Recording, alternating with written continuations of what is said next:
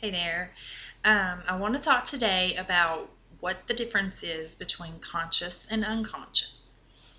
Um, there's different ways to look at it. Uh, your conscious mind is your physical thinking mind. It's what you analyze with, make decisions, things like that. Your unconscious or your subconscious, which I also consider to be your spirit or your heart. This is really what runs you. This is your, I'd say 99% of your entire life is ran by your subconscious. Um, you breathe, you walk, your body functions the way it's supposed to, all by your subconscious.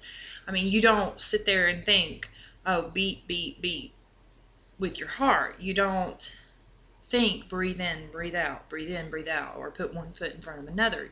You don't use your critical thinking mind to do that because it's a belief or a habit that you've already programmed, and your subconscious automatically does it for you.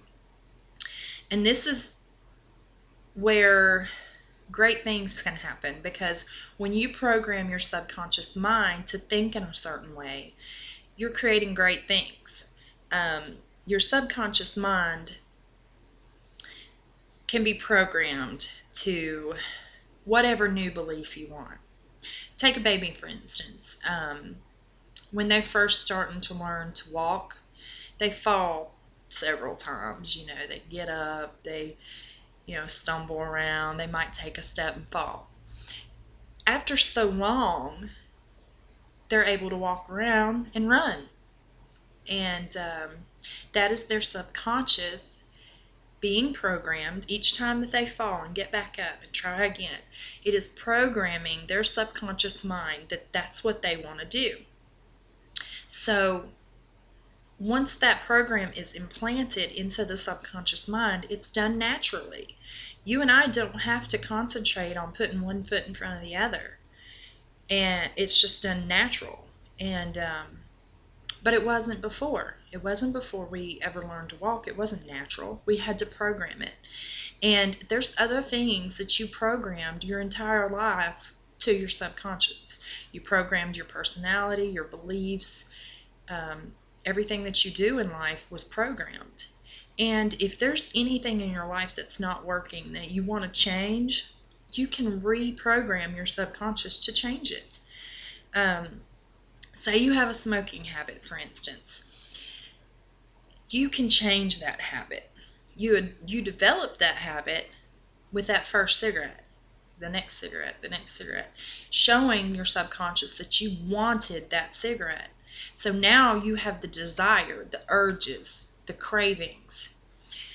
Every time, you get done eating, you may have smoked a cigarette. Now, every time you get done eating, you need a cigarette. That is because it's programmed into your mind that you need it. And you can stop smoking. I mean, it's easy to do. All you have to do is reprogram the subconscious mind. Tell it that you no longer desire those cigarettes. And once that new program is implanted into your mind, then you will no longer desire it. You'll no longer have the cravings. You'll no longer have the urges. And because it's going by your new belief. And your new beliefs are developed by what you focus on. If you focus on wanting to be a non-smoker, and you do different things to program it, and you do that by repetition. You can use affirmations or videos or vision boards or hypnosis. Hypnosis is very powerful. You can use it to reprogram your mind for anything. And that's probably the fastest, easiest way to do it, because you just sit back and listen to a CD and it reprograms you that you are not a non-smoker, that you prefer to be a non-smoker. But it does take time. Anything takes time. With hypnosis, it takes 21 days to reprogram your mind. So if you listen to that CD for 21 days, you will definitely have a new belief programmed into your subconscious.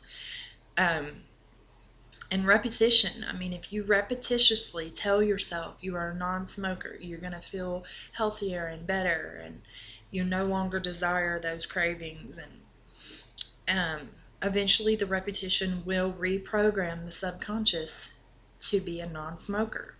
And you can do this with anything in your life.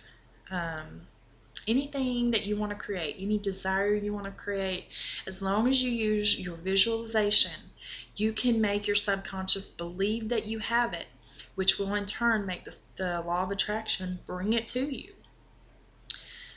All you have to do is have a desire. The universe answers that desire. You just have to believe that it does. You have to believe that it's coming to you. But back on to the difference of subconscious and conscious. There's so many differences. I mean, it's like night and day. But they do communicate. When you think something or see something, experience something, it's took into your conscious mind and filtered into the subconscious. And your subconscious talks to you all the time. Your subconscious is basically your spirit, and it will communicate with you. It's like the devil and angel on your shoulders in a movie. That's their representation of your conscious and your subconscious. Your mind is telling you one thing, but your subconscious is telling you something else. And when you follow that subconscious or your heart, then that's when you are actually doing what really truly means something to you on a higher level. And it can be done in several different ways, and there's so many things that you can do.